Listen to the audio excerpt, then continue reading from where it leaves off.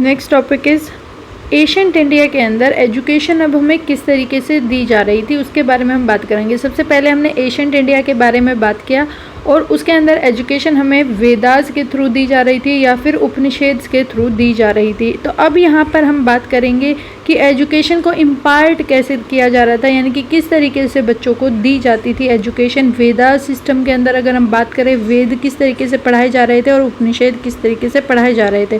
तो फर्स्ट आता है knowledge was passed only orally from one generation to another generation in ancient India. एक generation से दूसरी जनरेशन में जो नॉलेज हमारी पास हो रही थी उसमें कोई लिखित में कुछ भी काम नहीं होता था, सिर्फ ओरली आपको सिखाया जाता था। प्योर ओरल टीचिंग होती थी जहाँ पे हम किस तरीके से सीखते थे, टीचर्स के लिप्स की हेल्प से हम सीख पा रहे थे। वॉज रिगार्डेड एज प्योरली वैदिक, जिसको हम प्योरली वैदिक कहते हैं। प्योर ओरल टीचिंग को ही हम प्योरली वैदिक कहते हैं। द सेकेंड मेथड जो था इसके अंदर हमारे वैदिक सिस्टम के अंदर वो था चिंतन करना, यानी कि सोचना, थिंकिंग जो था हमारा नेक्स्ट स्टेप था। कि एक तरीके से तो वो वैदिक सिस्टम के बारे में हमें बोल कर पढ़ा रहे हैं, साथ के साथ हमें सोचने के लिए कह रहे हैं, यानी कि यहाँ पर कोई लिखने की पढ़ाई नहीं होती थी जैसे आज के टाइम पर होती है। So the primary subject of the education was the mind itself. Primary subject जो एजुकेशन के लिए माना गया है वो हमारा माइंड ही है। और इसके अंदर वैदिक एजुकेशन के अंदर स्पेशल अटेंशन जो दी जा रही थी वो प्रोनाउंसिएशन ऑफ वर्ड्स के ऊपर ध्यान दिया जा रहा था। लिखने का यहाँ पर भी कोई भी काम नहीं कराया जाता था। तो वैदिक सिस्टम सबसे अलग किस तरीके से, यहाँ पर हमें ओरली बातों को पढ़ाया जा रहा था। ओरली हम जो है, जो टीचर्स थे उनके लिप्स के थ्रू हम पढ़ रहे थे, सीख रहे थे, उसको हम प्योरली वैदिक कह रहे थे। और सेकेंड जो हम काम क्या कर रहे थे, हम चिंतन का काम कर रहे थे, यानी कि थिंकिंग प्रोसेस का काम उसके अंदर करते थे जब भी हमें एजुकेशन दी जा रही थी।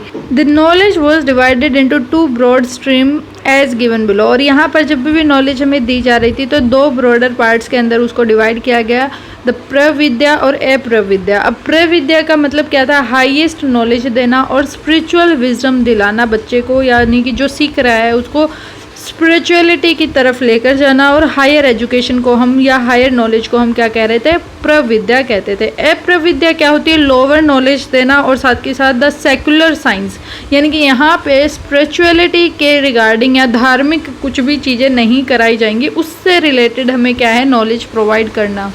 ये हमने वैदिक सिस्टम कंप्लीट किया कि वैदिक सिस्टम के अंदर किस तरीके से एजुकेशन प्रोवाइड की जा रही थी, नॉलेज बच्चों को दी जा रही थी, कि हमें ओरली बोलकर सिखाया जा रहा था या फिर चिंतन यानी कि थिंकिंग के थ्रू हमें सिखाया जा रहा था। हमें लिखने के लिए कोई भी नहीं कह रहा था इस सिस्टम के अंदर। साथ के साथ नॉलेज जो है दो तरीके की दी जा रही थी, प्रविद्या और अप्रविद्या। अब हम अगर उपनिषेद की बात करें तो उपनिषेद जो है 3 वर्ड से मिलकर बना है, ये उपनि और शेद, जिसका मतलब होता है सिटिंग नियर और डाउन, यानी कि इकट्ठा बैठना या फिर नीचे बैठना। उसका मतलब ये है उपनिषेद। अब ये बताया जा रहा है उपनिषेद कैसे पढ़ाए जा रहे थे। आपने पुरानी बुक्स के अंदर देखा होगा कि एक पेड़ के पास जो है ऋषि को बिठाया जा रहा है और नीचे बच्चे बैठे हैं। तो एशियंट इंडिया को इस तरीके से दिखाया जा रहा था कि पुराने समय में इस तरीके से नॉलेज बच्चों को दी जा रही थी। तो उपनिषेद यहाँ पे रेफर क्या कर रहे हैं कि किस तरीके से एशियंट इंडिया के अंदर बच्चों को पढ़ाया गया। The knowledge of Upanishad was confined to a few teacher. अब नॉलेज जो है, जो टीचर्स थे वो बहुत ही कम लोगों को ही ये नॉलेज दी जा रही थी उपनिषेद की। और मेनली वो जो टीचर्स होते थे वो हमारे क्षत्रिय या फिर ब्राह्मणास होते थे। They directly passes on the knowledge in the persons to a few selected student according to their merits and under the oath of secrecy। यानी कि यहाँ पर जो भी काम किया जा रहा था, जैसे कि क्षत्रिय और ब्राह्मणास ही उस नॉलेज को इम्पार्ट कर रहे थे। अब वो भी क्या करते थे, कुछ सिलेक्टेड स्टूडेंट्स को, जैसे कि हमारे ग्रुप में मान लेते हैं हमारे पास 30 बच्चे पढ़ रहे हैं, 30 में से सिर्फ 3, 4, 5 इस तरीके से जो सिलेक्टेड बच्चे थे, मेरिट बेसिस के ऊपर या फिर ओथ ऑफ सीक्रेसी के बेस के ऊपर उनको क्या किया जा रहा था, उपनिषेद सिखाए जा रहे थे। फिर वो जो है आगे और बच्चों को उस उपनिषेद को सिखा रहे थे, यानी कि एज ए वो भी टीचर बनकर आगे बच्चों को पढ़ा रहे थे। तो उपनिषेद मेनली क्या है कि इकट्ठा बैठना या फिर नीचे बैठना और उसको पढ़ना, यानी कि यहाँ पर अब हमें उपनिषेद और कौन सी कास्ट वाले लोग पढ़ा रहे थे, क्षत्रिय और ब्राह्मणास जो है वो हमें उपनिषेद पढ़ा रहे थे। अब उपनिषेद के अंदर क्या बताया, ब्रह्मचार्य वो स्टेज होती है जहाँ पे एजुकेशन दी जा रही है बच्चों को गुरुकुल में। आपने देखा होगा जैसे रामायण वगैरह हमने देखी है तो उसके अंदर गुरुकुल के अंदर बच्चों को भेजा जा रहा है।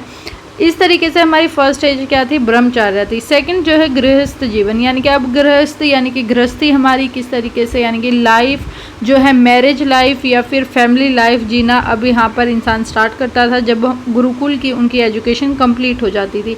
थर्ड जो इन्होंने बताया है उपनिषद के अंदर जो है वन प्रस्थान। अब जो है इंसान अपने आप को जो मटेरियलिस्टिक वर्ल्ड है उससे आगे की तरफ लेकर जाएगा और वो जाकर कहाँ पर रहेगा, फॉरेस्ट के अंदर रहेगा, यानी कि वन प्रस्थान। यानी कि अब वो संसारिक जो जीवन है उससे अपने आप को दूर करेगा। और जो फोर्थ स्टेज है वो संन्यास बताया गया है। इसके अंदर मैन जो है स्पिरिचुअल गोल्स को अचीव करेगा, अपने जो संसारिक जीवन है उसको भूल कर, यानी कि अब उसकी कोई इच्छा नहीं होगी, यहाँ पे उसका बस एक ही टारगेट रहेगा, स्पिरिचुअल गोल। तो उपनिषद के अंदर हमें ये सारी बातें बताई गई हैं, ब्रह्मचर्या, गृहस्थ, वन प्रस्थान और संन्यास के बारे में हमें बताया गया है उपनिषद के अंदर, और यही जो है बच्चों को नॉलेज दी जा रही थी। वैदिक सिस्टम हमने देखा कि वैदिक में किस तरीके से ओरली एजुकेशन दी जा रही है या फिर चिंतन करके, वहीं उपनिषद के अंदर आपको बिठा कर पढ़ाया जा रहा है, इकट्ठा पढ़ाया जा रहा है। और इसके अंदर हमें ब्रह्मचर्य, गृहस्थ और वन प्रस्थान और संन्यास के बारे में नॉलेज दी जाती थी। वैदिक सिस्टम के अंदर हमें प्रविद्या और अप्रविद्या के बारे में नॉलेज दी जाती थी, यानी कि higher education and lower education के बारे में हमें नॉलेज प्रोवाइड की जा रही थी। होप सो आपको ये टॉपिक अच्छे से समझ आया होगा। Thanks for watching.